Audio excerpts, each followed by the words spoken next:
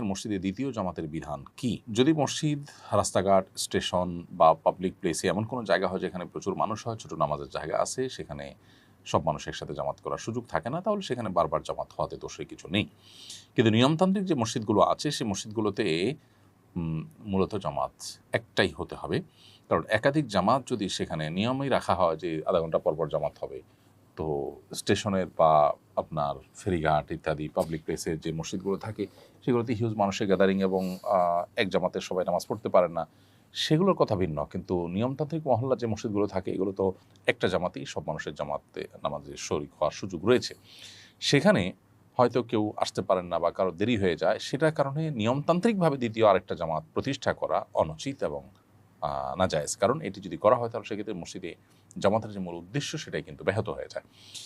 তারপরে যদি এক দুজনের জামাত ছুটে যায়, তারা মসজিদের বারান্দায় বা মসজিদের পেছনে কোথাও তারা যদি জামাতের নামাজ পড়ে নেন, ইনশাআল্লাহ সেটি জায়েজ হবে।